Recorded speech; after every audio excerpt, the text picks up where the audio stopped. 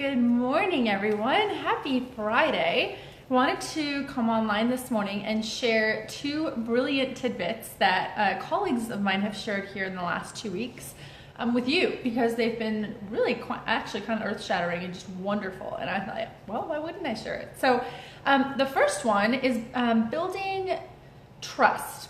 And a colleague of mine at the VA, Matt Wire, he's a brilliant psychologist. He said this in a meeting years ago when he was doing a team building activity, and I've never forgotten it. And I actually shared it with my team again just this week, and it was so cool. So what the concept here is we establish hope with people when we either ask them to do something they say they're going to do, or they offer to do something.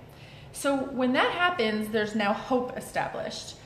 He talked about how trust is established when that promised thing happens. So for example, if you say to me, Alicia, I'm going to call you with the results of that test at 4 o'clock today, and 4 o'clock comes, and 5 o'clock comes, and 6 o'clock comes. Well, I had hope when you told me you'd call at 4, I had hoped that I'd get that phone call at 4, and 4 o'clock rolls around and I might be looking at a clock.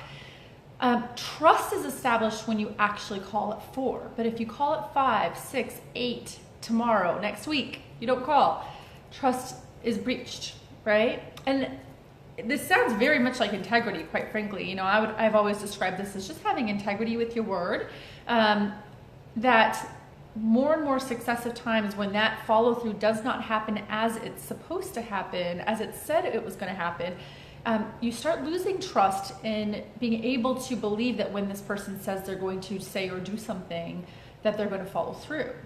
And so that also starts chipping away at hope. And you all know how painful hope is when there's no follow through, right? When we just keep hoping for things that don't happen, that leads to depression, that leads to anxiety. Heck, it leads to losing faith in things and losing hope.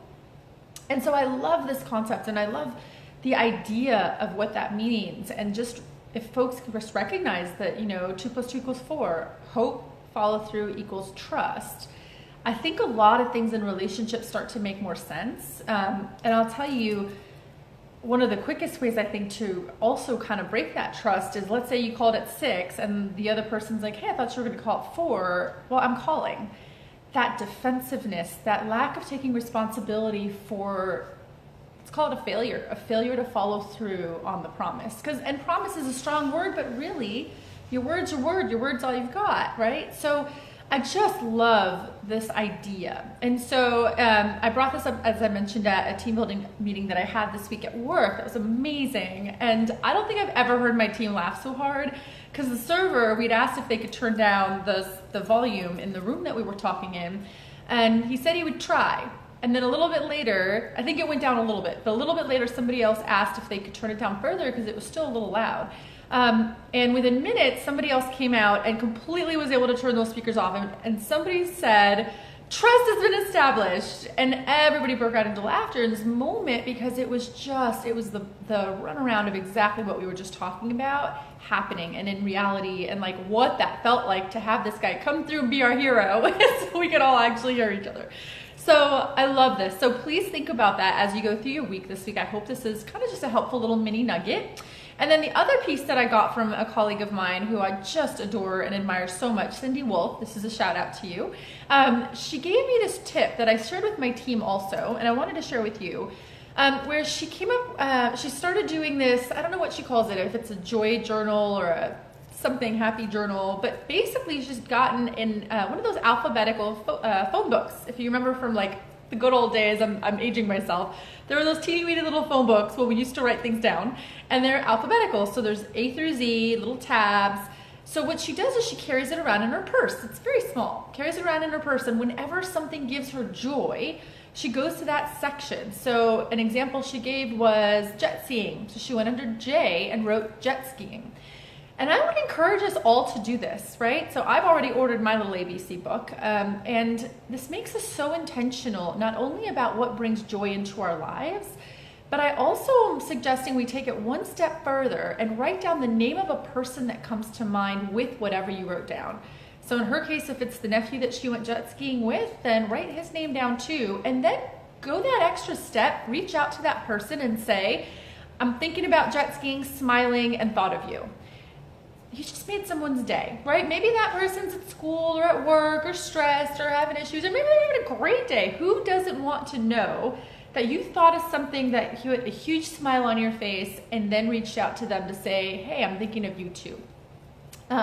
So I just thought I would put that out there because I think it's such a cool thing to do. And, you know, a lot of times we don't realize what wounds people are carrying around, what kind of day they're having. You know, it is not unusual for me if I seldom will want to kind of disclose when I'm feeling just crummy or having a really crappy day. But once in a while, like we all have those days, right? And when I tell certain friends, they'll be like, what? I had no idea. What? There's no indication of it. Like, why didn't you say something? And it's like, I don't know. I'm not a person that necessarily emotes to everybody, you know, like we all have kind of those select few people that maybe we like share some of the deeper, darker stuff with. And it's not because you don't like or trust or anything those other people. It's just sometimes we hold things really close to the heart.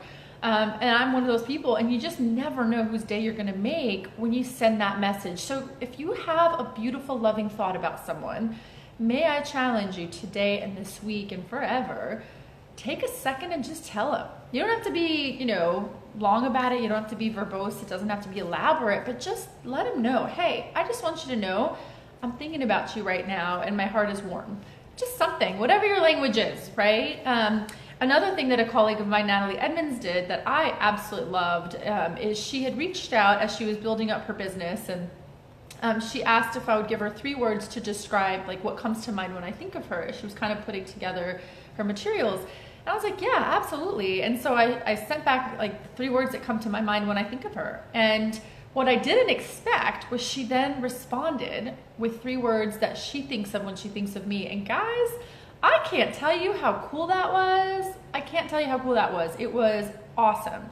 I just felt in that moment so warm and so like noticed. Like I really felt just seen, and that was really neat. And so if it takes just a few seconds to help somebody experience that feeling, why wouldn't we, right? Why wouldn't we? So anyway, that's it. I just wanted to hop on real quick this morning. Wish everybody an amazing Friday. I'm trying to be more consistent. I want to do these on Fridays. Hey Dan, thank you.